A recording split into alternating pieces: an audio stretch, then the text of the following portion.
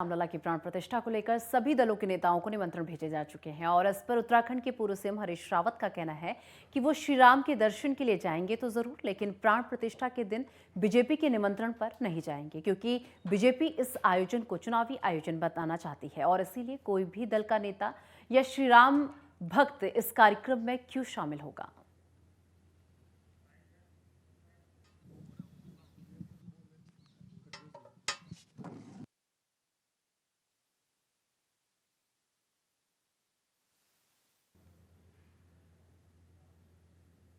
आगामी लोकसभा चुनाव को लेकर भाजपा अपनी तैयारियों को कितना तेज कर रखा है, ये लगातार नजर आ रहा है और इसी क्रम में भाजपा ने अब प्रदेश की 5 लोकसभा सीटों की जिम्मेदारी प्रदेश के मंत्रियों को दे दी है।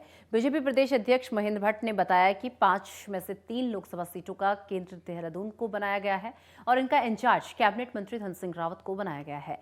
इसके साथ ही कुमाऊं की 2 सीटों का इंचार्ज कैबिनेट मंत्री सौरभ बहुगुणा को बनाया गया है।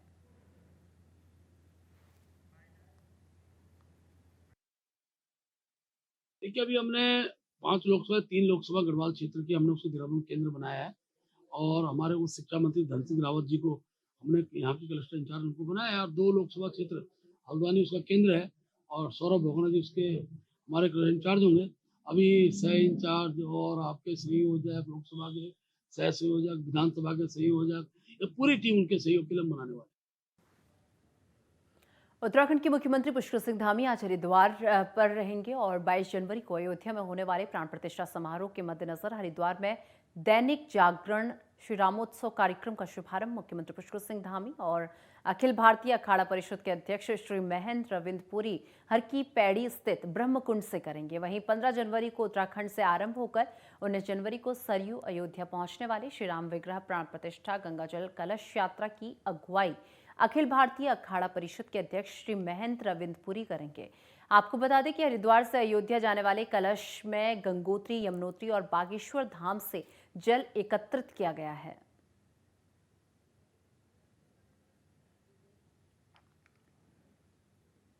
और हिमालय पर विराजमान दशादश ज्योतिर्लिंगों में से एक भगवान श्री राम के आराध्य भगवान आशुतोष बाबा केदारनाथ को अयोध्या में 22 जनवरी को रामलला की मूर्ति प्राण प्रतिष्ठा समारोह का निमंत्रण पत्र मिला है।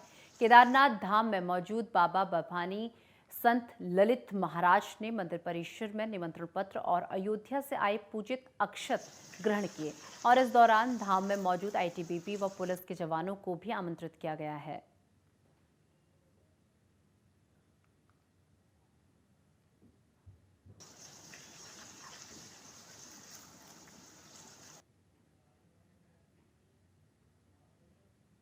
उत्तराखंड में मकर संक्रांति पर्व पर कड़ाके की सर्दी के बावजूद ऋषिकेश में गंगा स्नान के लिए श्रद्धालुओं की भीड़ उमड़ी और ठंड में भी श्रद्धालुओं की श्रद्धा कम होती नहीं दिख रही है। त्रिवेणी घाट पर लोगों ने स्नान के बाद दान किया, साधु संतों को प्रसाद और के रूप में खिचड़ी बांटी और वहीं गंगा सेवा समिति की तरफ से भी त्रिवेणी घाट पर श्रद्धालुओं के लिए अलाव और खिचड़ी का प्रबंध किया गया।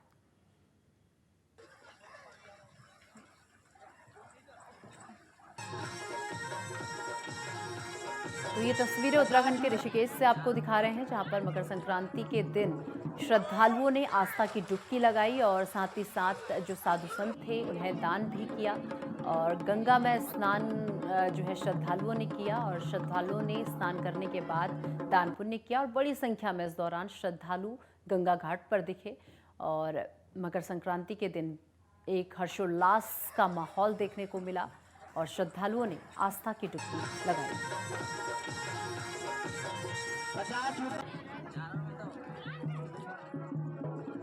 मकर संक्रांति का त्योहार है। हम लोग देहरादून से स्पेशली आए हैं, यहाँ पे गंगा स्नान करने आए हैं।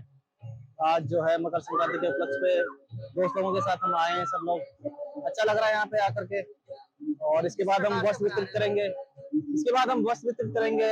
खिचड़ी वगैरह वितरित करेंगे। यहाँ पे लोग आ रहे हैं, सरकारों को सपोर्ट वाला लोग। और देश भर में मकर संक्रांति का पर्व बड़े ही हर्षोल्लास के साथ मनाया जा रहा है। वहीं मकर संक्रांति के मौके पर धर्मनगरी हरिद्वार में सुबह से ही श्रद्धालु मां गंगा की आस्था की डुबकी लगा रहे हैं। मकर संक्रांति पर गंगा स्नान का शास्त्रों में विशेष महत्व बताया गया है और इस दिन तिल खिचड़ी दान करने से पुण्य फल की प्राप्ति होती है। इसलिए देश भर से श्रद्धालु हरिद्वार में गंगा स्नान के लिए पहुंच रहे हैं। वहीं सुरक्षा के मद्देनजर गंगा घाटों पर जल पुलिस और गोताखोरों की टीमों को तैनात किया गया है और सड़कों पर जाम न लगे इसके लिए भी डायवर्जन प्लान तैयार किया गया है।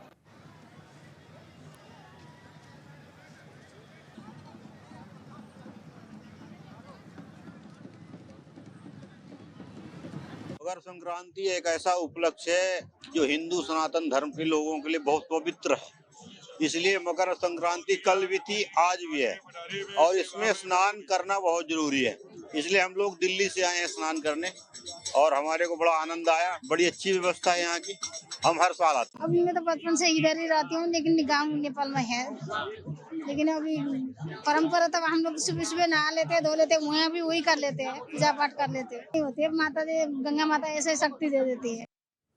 विश्व प्रसिद्ध जिम कॉर्बेट नेशनल पार्क से सटे तराई पश्चिम वन प्रभाग के फाटो पर्यटन जोन में जल्द ही 20 से अधिक पर्यटक एक साथ रात्रि विश्राम का आनंद उठा सकेंगे और इसके लिए शासन ने विभाग को 1 करोड़ रुपए का बजट स्वीकृत किया है।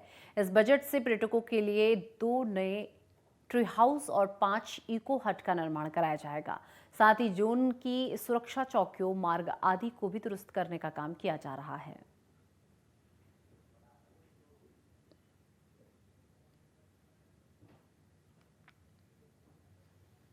देखिए, ये बेहद खुशी की खबर है कि जो फाटो पर्यटन जोन कॉर्बेट टाइगर रिजर्व के बगल में अभी नया विकसित किया गया था राज्य सरकार द्वारा। वहाँ पर एक ट्री हाउस और एक ओल्ड फॉरेस्ट रेस्ट हाउस है, जिसमें कि काफ़ी अधिक लोग नहीं रुक पा रहे थे और काफ़ी लोग उसकी डिमांड कर रहे हैं ट्री हाउस वगैरह की। तो राज्य सरकार द्वारा जो नया कदम उठाया गया, जिसमें 5 इको हट्स और एक ट्री हाउस का निर्माण किया जाना है, जिससे मुझे लगता है कि सरकार को राजस्व तो मिलेगा ही साथ जो पर्यटक हैं वो यहाँ पर अधिक संख्या में आकर रुक सकेंगे। जो काम हम लोगों ने प्रपोज किए थे, सरकार ने उसके लिए बजट रिलीज कर दिया। 1 करोड़ रुपए उसके लिए जारी हो गया है और उसमें काम बहुत तेजी से चल रहा है। उसके अंदर 2 ट्री हाउस बनने हैं, 5 इको हट्स बननी थी। उसके अलावा बहुत सारी जो हमारी पुरानी अबेंडेंट चौकियां थी उनको दोबारा से रिस्टोर करके हमको वो बनाना था। उसके अलावा वहाँ पे जनरेटर्स और पावर प्लांट्स वगैरह वो सब लगने, वो सब कार्रवाई बहुत तेजी से चल रही है। उम्मीद है हमको कि 5 जो इको हट्स हैं उसमें से 2 तो हम इसी समय चालू कर देंगे, इस महीने के आखिर में। अल्मोड़ा के विकासखंड बिकियासैण के बासौठ बाजार पर भाजपा कार्यकर्ता पदाधिकारियों ने दर्जा राज्य मंत्री कैलाश पंत का फूलमाला पहनाकर और ढोल नगाड़े के साथ स्वागत किया। इस दौरान राज्य मंत्री ने ग्रामीणों से मुलाकात, उनकी समस्याओं को सुना और मौके पर ही ग्रामीणों की समस्याओं का निस्तारण किया। साथ ही ग्रामीणों को केंद्र और राज्य सरकार की महत्वाकांक्षी योजनाओं के बारे में भी जानकारी दी गई, जिससे ग्रामीण योजनाओं का लाभ उठा सकें।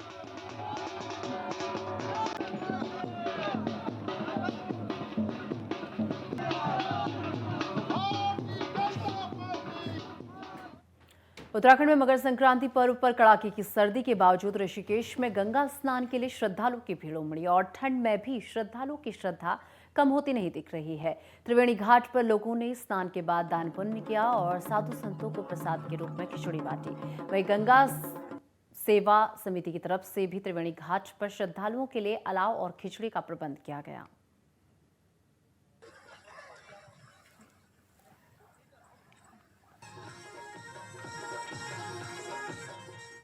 और उत्तराखंड के अल्मोड़ा में 34वें सड़क सुरक्षा जागरूकता माह का शुभारंभ किया गया और इस अवसर पर अल्मोड़ा पुलिस ने जागरूकता रैली निकाली। वहीं रघुनाथ सिटी मॉल से निकाली गई इस जागरूकता रैली का समापन mall road taxi stand Tihara पर हुआ और इस दौरान पुलिस अधिकारियों ने स्थानीय लोगों से यातायात नियमों का पालन करने की अपील की।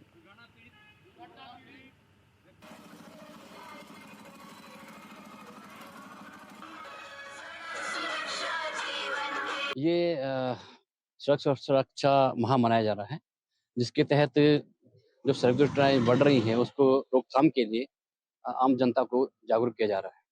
तो ये कार्यक्रम इसीलिए ज़्यादा महत्व दिया जा रहा है कि सड़क सुरक्षा के अभियान के तहत आम जनता को जागरूक किया जा सके। आज यहाँ हमारे द्वारा एक रैली का आयोजन किया गया है, जो कि ये संदेश देगी कि सड़क सुरक्षा के तहत हमें किन किन नियमों का पालन करना चाहिए। और बागेश्वर में मकर संक्रांति के मौके पर माघ महीने के पहले दिन बागनाथ मंदिर में पूजा अर्चना करने वालों की भारी भीड़ सुबह से देखने को मिली और सुबह भक्तों ने गंगा में स्नान किया और बागनाथ मंदिर में पहुंचे और जहां उन्होंने पूजा अर्चना कर मनौती मांगी। और बागनाथ मंदिर में पहुंचे श्रद्धालुओं का मानना है कि इस दिन पूजा अर्चना करने का खास महत्व होता है। भक्तों ने नेमाघी खिचड़ी भी मंदिर में चढ़ाई।